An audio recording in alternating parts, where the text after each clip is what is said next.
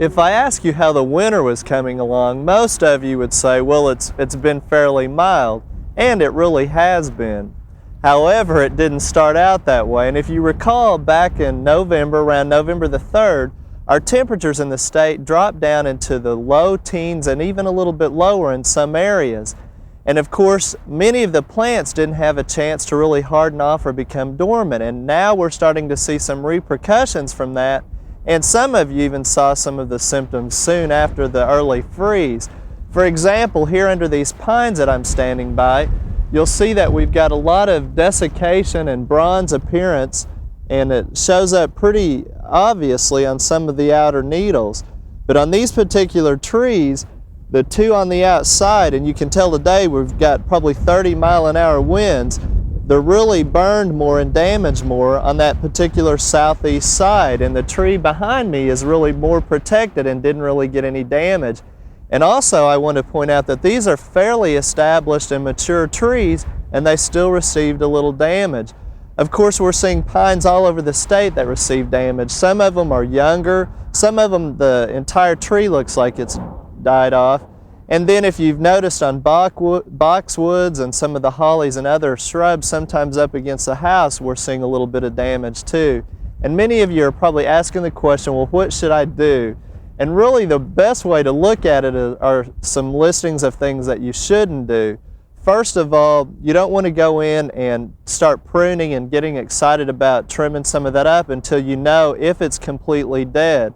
In some cases, some of the candles on the pines might be dead. You might lose a branch or two, but wait until the spring to see what new growth is going to come back out, because you may be pruning off stuff that really is alive and it's just burned and turned a little dark color, and it's going to come out on you. The same with the shrubs too.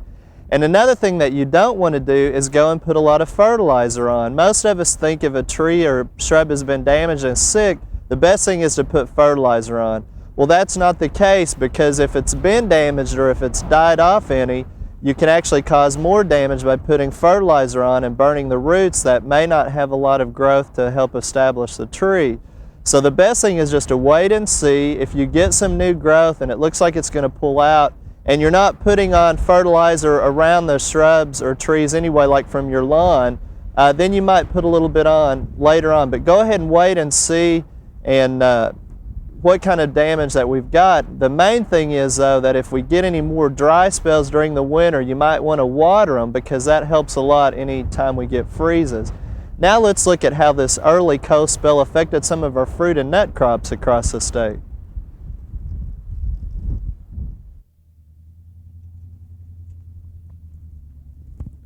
We're at the Perkins Research Station just outside of Perkins, Oklahoma. And this is where OSU conducts a lot of their tree fruit research. Now, many of these peach trees were damaged from the earlier cold spell that we had. In fact, they tell us that the majority of them are even going to be pulled out of the ground. Well, earlier we visited with Dr. Glenn Taylor, who is our extension tree fruit specialist, and he gave us a great overview of the extensive damage that occurred across the state.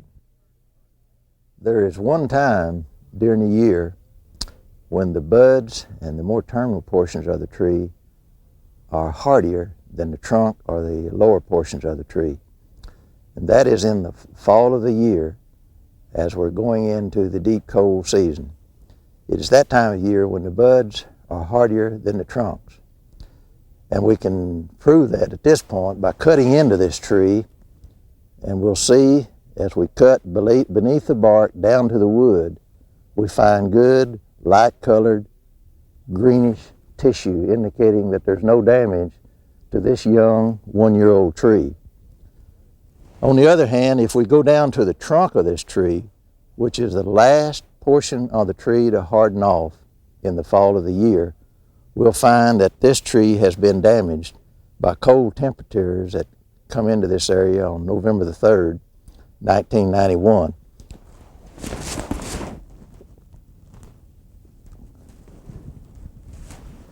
You'll notice that the bark on this trunk is totally brown.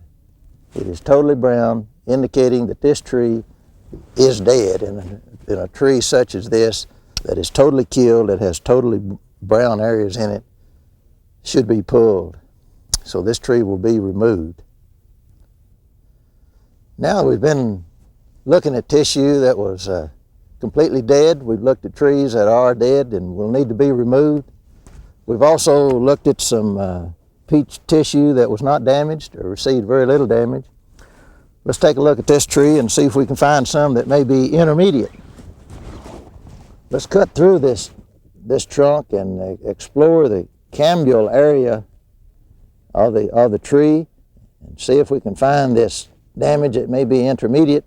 We'll cut through the trunk, we'll cut down to the hard wood, and we'll see about halfway between the outer bark and the hard wood is the small microscopic cells called cambium. Below the cambium, down next to the hard wood, is a group of cells we call xylem. And we notice that on this tree that the xylem is brown.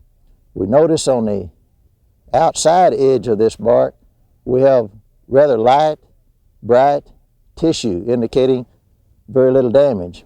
The damage on this tree occurred below the cambium, down next to the hard wood. And that fits with what we talked about a while ago, in that the tree in the fall of the year hardens off from the ends to the inside of the trunk. Therefore, the buds are hardier than the more extreme portions of the tree, indicating that the cambium even is less hardy than the outside of this bark. We probably have certain degrees of cold winter damage every year. It is such minute damage that we don't notice it. And we will show a slide here showing the cross-section of a tree that was damaged about 3 to 4 years ago by a fall freeze. This freeze essentially went unnoticed to most of us, but we can see by the brown ring in this tree cross-section that there was damage to the xylem tissue that year. Now this tree apparently was healthy enough that it was able to recover and make good, healthy growth and produce good crops. And had we have not been exploring this tree this year for damage and had not cut through it with a saw, we would not have known that this damage did occur. We've talked about the fact that in the fall of the year, as we enter the dormant season, it is the one time of the year when the buds are hardier than the trunk of the tree. That is not true as we enter midwinter, because we are able to acclimate or harden the trunk to a lower temperature than we are the buds. And so as we enter the midwinter time of the year, the trunk at this time of the year is hardier than the buds on the tree. So next spring around bloom time, as most people realize, the buds will be the vulnerable part of the tree to receive damage.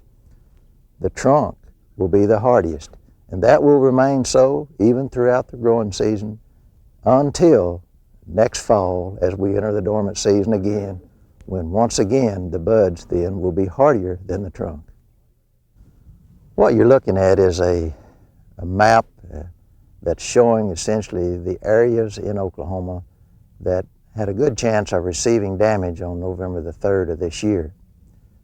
You will notice that the area swings down into southwest Oklahoma, and the line moves up towards central Oklahoma, essentially through an area around Tulsa and out the eastern side of the state through Adair County. The damaged area also went over and covered northwest Arkansas, including the Fayetteville area, and then it also covered a great area in Missouri and Kansas. It may be interesting to many to note that we had moderate to severe damage in the research block here at Perkins when we only had 12 degrees Fahrenheit. The orchards at Round Gauge, Oklahoma received no damage, even though the temperature dropped to 5 degrees Fahrenheit. The explanation for that is this: the minimum temperature is not the one and only important factor. You must consider the temperatures that the tree was enjoying a few hours before the damaging temperature occurred. And when we look at the weather data at Gage, Oklahoma, we noticed that 3 to 5 days before November the 3rd, there was a considerable hours of temperatures that were below 28 degrees Fahrenheit. Now 28 degrees Fahrenheit and lower is an optimum temperature to harden trees. At Perkins, Oklahoma, we did not have those low temperatures immediately preceding November the 3rd. Therefore, our trees were not acclimated or hardened at the Perkins Research Station. Consequently, we received damage to trees here at Perkins. Those trees at Woodward, Oklahoma, even though the temperature on November the 3rd was lower, received no damage because they had been properly hardened off. We hope you enjoyed this video. It's part of our OK Gardening Classics YouTube channel. You can also find more recent videos on our Oklahoma Gardening YouTube channel. And join us on social media for great gardening tips, photos, and discussion.